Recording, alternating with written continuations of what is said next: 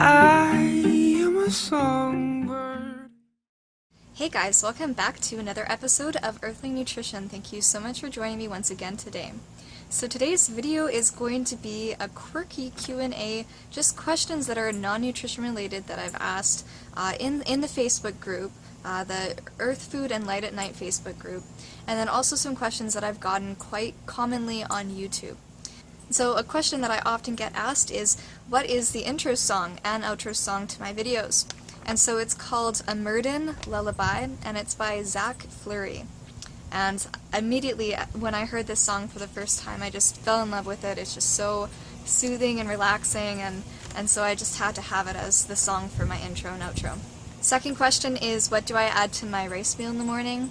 Usually, right now, it's just raisins, some truvia, which is a mixture of stevia and erythritol. I'll do a video on artificial sweeteners and things like that because I have been looking into it, and I go off of a lot of things that Dr. Greger from nutritionfacts.org says, and erythritol seems to be a pretty good option for people that are not wanting to add, refined white sugar or other types of sugars that do have calories. And so I'm using truvia right now just because it's a little easier to get and a little less expensive than just plain erythritol. But yeah, I add erythritol or stevia or truvia, raisins, cinnamon, sometimes blueberries, and sometimes apples. Third question is, have I ever tried mono-mealing? Only for maybe a day. I ate completely just bananas for one day, just had smoothies and stuff like that. My experience with it was that I didn't realize back then, but recently I've realized that bananas and my body just do not pair well together, and so I've actually stopped eating bananas. I never thought that I would stop eating bananas just because if you guys remember from a few months ago, I was buying them in huge amounts. Like the most amount that I ever bought, I think, was 150, and then altogether in my house I had 180 bananas. And yeah, going to the grocery store was really fun and hilarious because lots of people would ask about it, just why I was buying so much, why Joshua and I were buying so much, and so we'd tell them that that we serve under like a chimp warlord and he demands us to buy bananas for him. How do I edit my videos? I use VideoPad, and so I'll just film a video, usually have to do a lot of cuts because when I'm script reading and when I have a lot of scientific sort of information to get to you guys, I find that scripts are really helpful, although I am trying to work on my fluid speech, and so it's not, cut. But I use VideoPad Editor, and I really recommend it because it's just very cut and dry. It doesn't have a lot of options for making things look, really beautiful or cool transitions or anything like that, but it works. It's really basic and easy to use. How old am I? And so I am 20 years old. I turned 20 on May 20th of this year. Somebody asked how long did it take to do my dreadlocks and how long I've had them in. And so I did them in March, I think. I think the beginning of March. And gosh, it took 2 days of solid effort in front of a mirror, back combing and everything, and then crochet hooking them because I wanted them to look really tight and tidy. That's just the kind of style that I was going for. And so it took about 2 days, and it's grueling work. I would really recommend, if you're going to try to do it, to get a friend to help you because it'll just make it go by a lot quicker. Would I ever go raw vegan?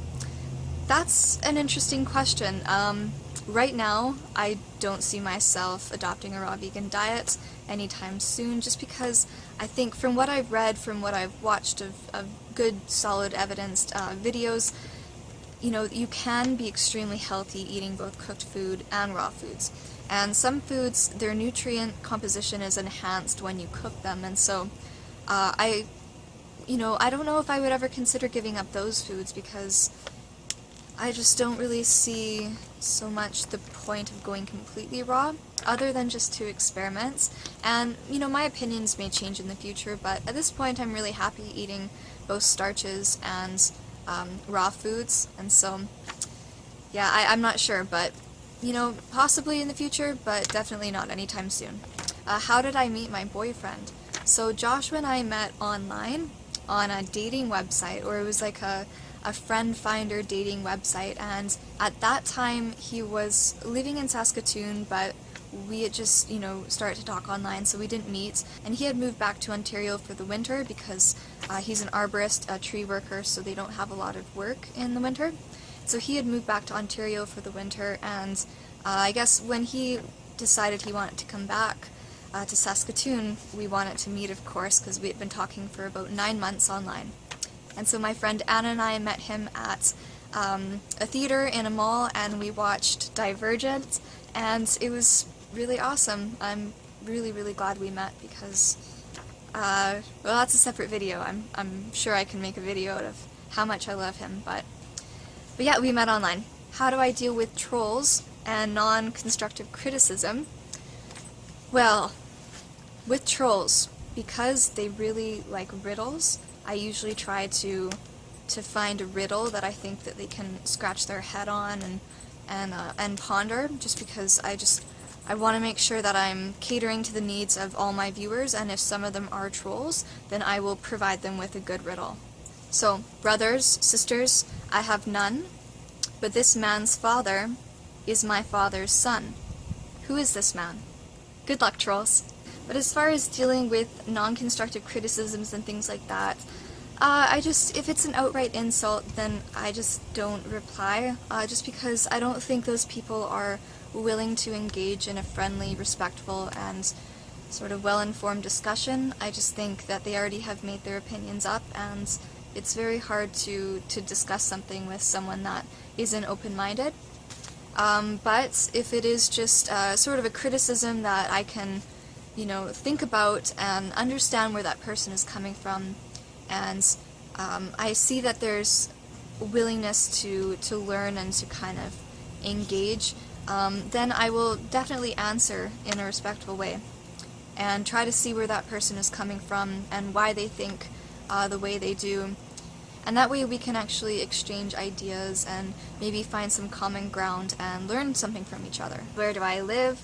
I live in Saskatoon, Saskatchewan, Canada. It's a mouthful. It's a really awesome place to live. The city is beautiful. It's nicknamed Bridge City because we have, I don't even know how many bridges, probably over 8. And yeah, there's a river that runs right through the middle of our city, and there's just lots of paths and trails and parks and just wonderful, beautiful places. So I really like living here. Who is my biggest mentor? I don't know. I look up to a lot of people.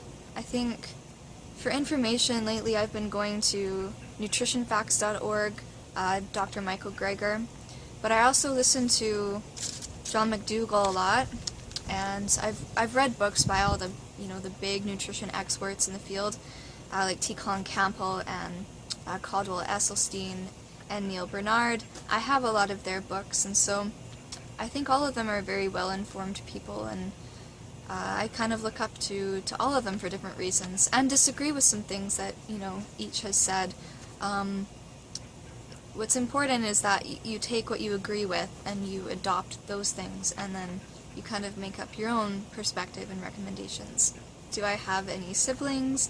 I do. I have 3 older brothers. Their ages are 32, 30, and 24. 2 of my brothers have sons, and so I have 2 nephews. And I am the youngest in my family, but my mom has operated a daycare for over 30 years, and so I haven't really felt like the youngest child, just because I've helped her throughout the years looking after children and everything like that. Maintenance tips for dreadlocks. Don't let them eat each other, because sometimes they will try to clump into one big dread, and you don't want that, so make sure you're pulling them apart once in a while, and keep them clean, of course. Make sure you're showering and stuff like that. Some people think that in order to have dreadlocks you have to stop showering, but this is completely not the case. It's weird how that's thought of, but anyway, yeah, you just wash your hair, but you don't use conditioner because you want your hair to be able to be dry enough to lock up. And so I wash my hair every second day, so it hasn't really changed the amount I shower, but it takes less time in the shower, so I'm saving more water. Last question is, what is my favorite book?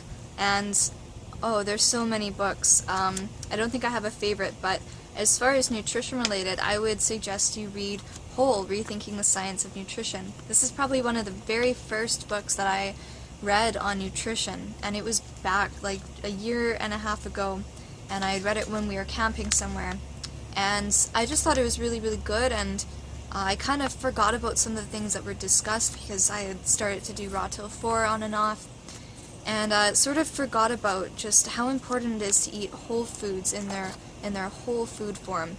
And so I've just recently reread that book, and it's clicked so much better for me now, and I understand completely, I guess, where I went wrong as far as starting to include more processed things in my diet, and how important it is to just really stick to those whole plant foods. Alright guys, well I hope that you enjoyed this non-nutrition related Q&A. I will do Q&As in the future for nutrition related questions, but I thought it might be kind of fun to, kind of answer some questions just about myself so you can know me a little better. And yeah, so I hope you guys have a wonderfully abundant day, and I will see you next video.